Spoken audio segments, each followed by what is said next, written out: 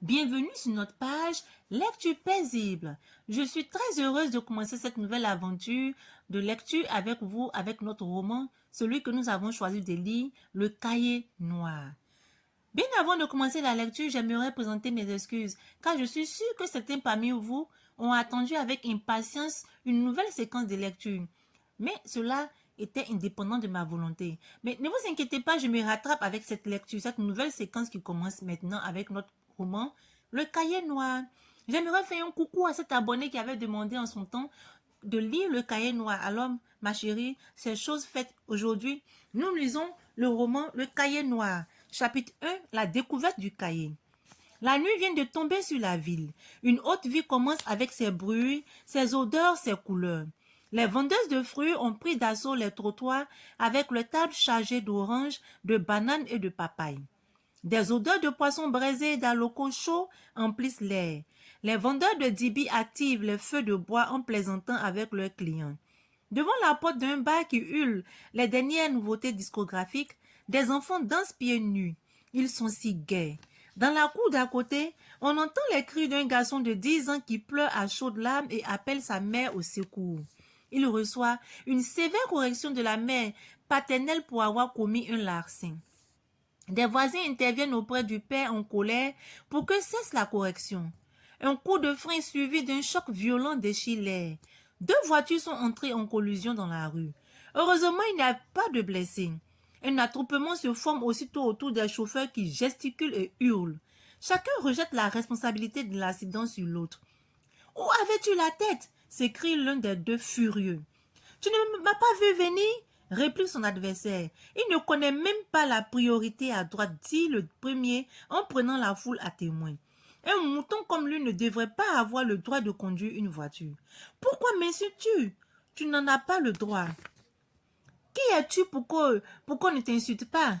De toutes les façons, qu'est-ce que tu vas me faire si je t'insulte? Je répète que tu es un mouton parce que tu ne connais pas la priorité à droite. Mouton toi-même, se révolte le deuxième chauffeur. Chien galeux, le ton monte. Les chauffeurs sont sur le point d'en venir aux mains. Un homme en grand boubou et d'âge avancé se détache de la foule et tente de calmer les esprits. Au coin de la rue se trouve une cour dont le calme contraste avec l'animation générale du quartier. C'est là qu'habite la famille Quitan. À cette heure du soir, les enfants sont installés autour de la grande table de travail, livres et cahiers ouverts devant eux. Ils observent un silence lugubre, car le moindre bruit attire sur son auteur des regards sévères, chargés de reproches. Dans le quartier, Quitan est la bête noire des enfants qui l'ont surnommé chien méchant. En effet, chez Quitan, il règne une discipline de fer. Dès la tombée de la nuit, ces enfants ne sont plus autorisés à jouer dehors. Il arrive même que Quitan chasse de chez lui leurs amis s'ils estiment qu'ils sont de mauvaises compagnies ou de mauvais conseils. Ce soir, Quitan est particulièrement de mauvaise humeur. Il en est ainsi d'ailleurs depuis plusieurs jours. Quitan est déjà venu 3 fois tourner autour de la grande table de travail. Il a regardé avec insistance ce que fait son fils Nafiomo. Il a même tourné les pages de son cahier. Les enfants sentent confusément que leur père cherche un prétexte pour laisser éclater sa colère. Il enfonce la tête dans les épaules. Chacun est sur ses gardes et feint de paraître absorbé par ses leçons. Nafiomo se demande quelle erreur il a commise pour que son père tourne tant autour de lui. Il n'a pas le temps de s'interroger longtemps. « Qu'as-tu caché dans la cuisine ?» demande Quitan en lui touchant rudement l'épaule. « Moi, rien du tout, répond Nafiomo surpris. « Comment rien? Pourquoi y avait-il de la lumière l'autre nuit ?»« Il n'y avait pas de lumière, affirme l'enfant. « Tu es un petit menteur, s'énerve Quitan. Tu sais que je n'aime pas du tout les menteurs. Nous allons tirer cette affaire au clair ce soir. » Les autres enfants ont levé les yeux de leurs livres et cahiers. Tous des visages Nafiomo. Certains ont des mines ravies. « Donne-moi ton cartable, ordonne Quitan. » Nafiomo hésite un bref instant. Une lueur de peur traverse son regard. Il fixe Quitan. Son petit frère d'un regard inquiet et résigné, puis il fixe Katinan. Son petit frère d'un regard inquiet et résigné, puis il baisse la tête dans l'attitude d'un condamné. Nafiomo semble attendre que la foudre lui tombe sur la tête une fois pour toutes. Soudain, la peur semble avoir déserté son esprit. Son petit corps se raidit et dans un mouvement inattendu de révolte, il relève la tête. Ses yeux lancent un véritable défi à son père. Il ramasse son cartable au pied de la table d'un geste décidé et le coince entre ses genoux. Il est prêt à la lutte. Il ne lâchera prise pour rien au monde. Katina a la mine défaite. Il semble avoir très peur. Les autres enfants observent la scène avec des airs de grande satisfaction.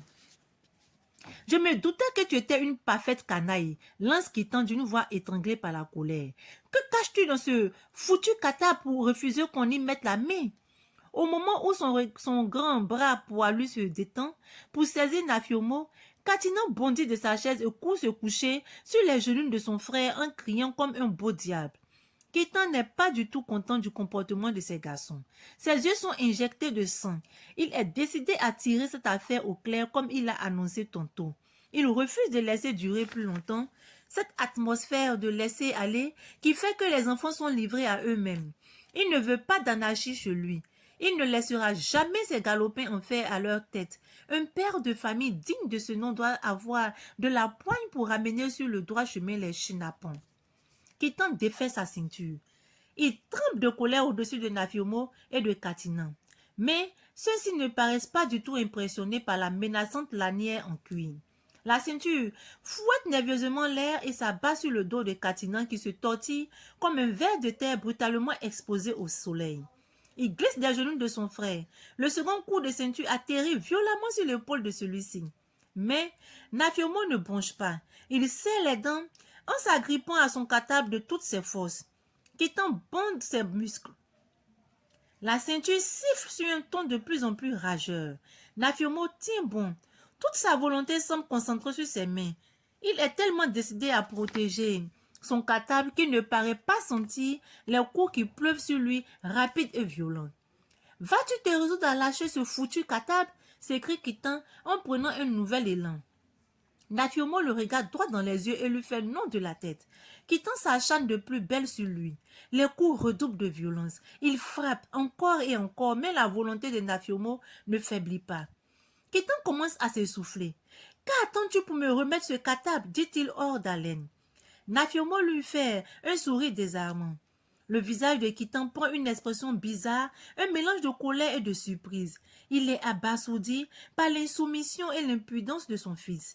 Il cesse de le frapper quelques instants et le dévisage avec curiosité. Kitan se déchaîne soudain et fonce sur le garçon avec une violence sans nom. Katina éclate en sanglots. Il pleure à chaudes larmes en suppliant son frère d'abandonner le cartable. « Donne-le-lui, Nafiomo, il va te tuer. » Puisque tu veux jouer les entêtés, nous allons voir qui de toi et de moi commande dans cette maison, menace Kitan. Je te battrai jusqu'à ce que tu te décides à me remettre ce cartable en main propre. Il prend un élan démesuré et la lanière de cuir recommence à siffler rageusement dans l'air. Nafiomo demeure imperturbable. Il n'est pas disposé à lâcher prise malgré les traces de ceinture sanguinolentes sur son cou, ses épaules, son dos et ses cuisses. Puis, un long sifflement déchire l'air. La ceinture vient de se couper. Kitan ne tient plus d'un bout de cuir ridicule. Katina est alors pris d'un fou rire nerveux. Il se tord de rire en pointant l'index sur ce qui reste de la belle ceinture de son père. Kitan demeure interdit, la bouche ouverte d'étonnement, devant le spectacle du visage de son garçon, illuminé par un rire moqueur au milieu des larmes. Kitan fronce les sourcils, sa moustache broussailleuse tremble. Son visage est devenu terrible. Il se précipite sur Nafiomo comme un fauve et tente d'arracher le cartable. Une lutte acharnée s'engage entre lui et son fils. Nafiomo reste accroché à son cartable. Kitan le gifle, lui donne des taloches et le bouscule. Nafiomo finit par tomber de sa chaise. Dans sa chute, il lâche prise. Son père est enfin venu à bout de sa détermination. Brandissant son trophée, Kitan s'éloigne d'un pas pesant, le corps en sueur. Il change d'avis et revient sur ses pas. Il se tient près de la table, fixe Nafiomo d'un regard haineux et entreprend de fouiller le cartable tant convoité. Kitan sort du cartable tous les livres et tous les cahiers. Rien d'anormal ni de suspect n'attire son attention. Il se demande ce que peut bien cacher son garçon pour accepter avec un tel sang-froid le traitement qu'il vient de subir. Il y a anguille sous roche. Il retourne le cartable, toute poche ouverte, de menus morceaux de craie et de gomme, des bouts de crayons et de couleurs et de vieux stylos à billes, ses papiers sur la table. Kittan est visiblement déçu de découvrir que des fournitures habituelles de tout écolier. Il jette le cartable avec irritation. Il commence à fouiller parmi les livres et les cahiers.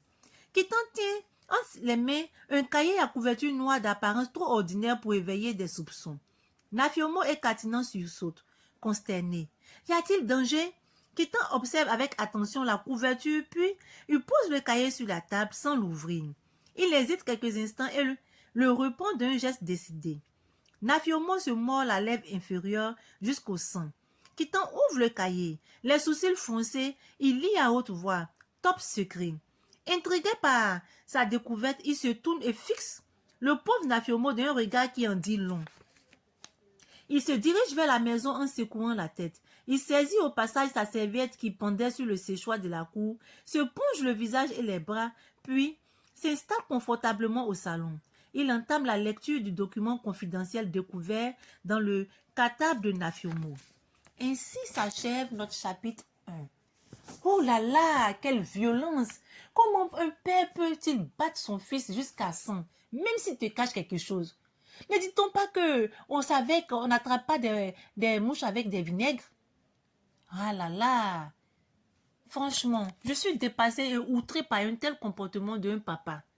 Mais on saura la suite dans le prochain roman. Je vous dis à très bientôt!